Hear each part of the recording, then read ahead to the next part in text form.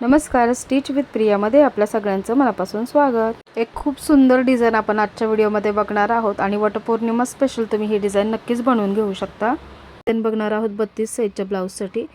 तर इथे मी अस्तर घेतलेला आहे, त्याची फोल्ड बाजू माझ्याकडे आहे आणि बॅक पार्टचं मी इथे कटिंग करत आहे।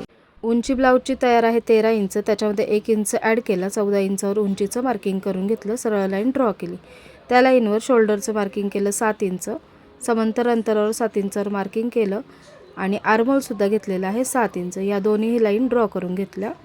आर्महोलच्या लाईनवर छातीचा चौथा भाग, तर 32 साइजचा हा ब्लाउज आहे, त्याचा चौथा भाग 8 इंच आणि पुढे 2 इंच शिलाई मार्जिन।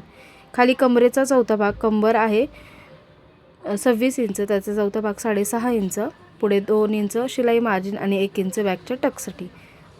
आर्महोलची गोलाई दिली 1 इंचावरून, 1 इंचाचं क्रॉसमध्ये मार्किंग केलं आणि आर्महोलचा आकार देऊन घेतला।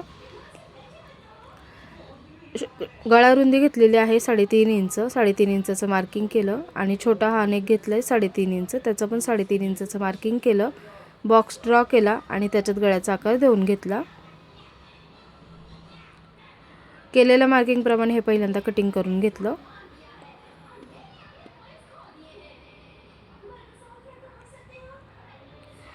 खालून इथे 3.5 इंचावर मार्किंग केलंय आणि वरती इथे 1 इंच सोडून दिलं आणि हा बॉक्स असा ड्रॉ करून घेतला। 3.5 इंच रुंदीचाच हा बॉक्स ड्रॉ केलाय। याच्यामध्ये इथे 1 इंचावर मार्किंग केलं, ही लाईन अशी इथे क्रॉसमध्ये जोडून घेतली आणि इथे 2-2 इंचाचं असं अंतर ठेवून असं इथे पॅटर्न बनवून घेतलेला आहे। तर कटवर्कची ही डिझाइन आहे, खूप छान असा नेक हा तयार झालेला आहे, बोटनेकमध्ये आहे। केलेली जशी मार्किंग आहे त्याप्रमाणे कटिंग करून घेतलं।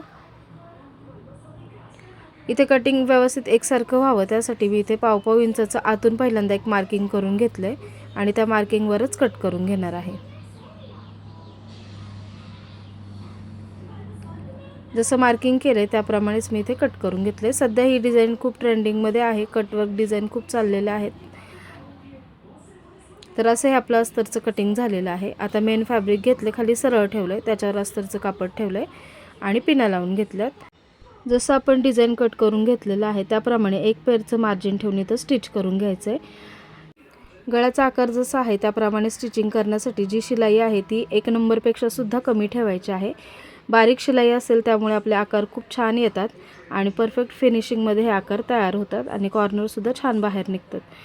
तर इथे मी जसं आकार आहे त्याप्रमाणे एक पेरचं मार्जिन ठेवलेलं आहे आणि त्याप्रमाणे स्टिच करून घेतलेलं आहे। इथे मी विदाउट पेपर पेस्टिंगच केलेलं आहे, तुम्हाला पेपर पेस्टिंग वापरून करायचं असेल तर तुम्ही तसंही करू शकता। पिना काढून घेतल्या आणि जसा आकार आहे त्याप्रमाणे थोडं थोडं आतमध्ये कापड ठेवून हे स्टिच कट करून घेतलेलं आहे। कट केल्यानंतर त्याच्यावर संपूर्ण गळ्यावर छोटे छोटे कट देऊन घ्यायचे। कट देताना शिलाई कट नाही झाली पाहिजे।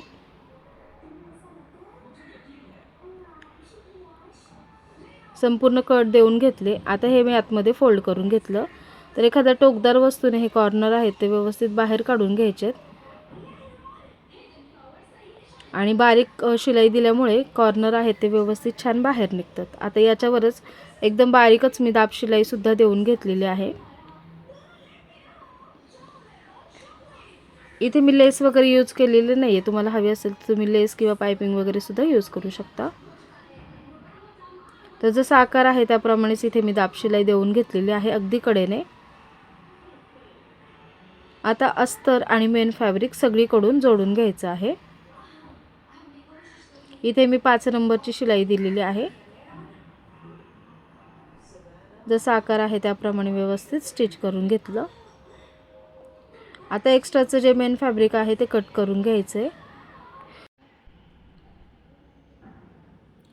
टक्स इथे मार्किंग केलं, सेंटर पासून 4 इंच आडवं आणि 3 इंच उभा असा टक्स दिलेला आहे, अर्धा इंच दोन्हीकडे।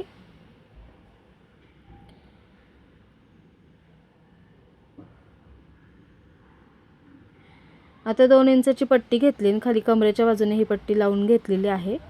पहिल्यांदा कापड ठेवलं, त्याच्यावर पट्टी ठेवली आणि शिलाई करून घेतली। त्याच्यानंतर पट्टी फोल्ड केली आणि त्याच्यावर दाब शिलाई देऊन घेतली। आता परत एकदा आतमध्ये पट्टी फोल्ड केली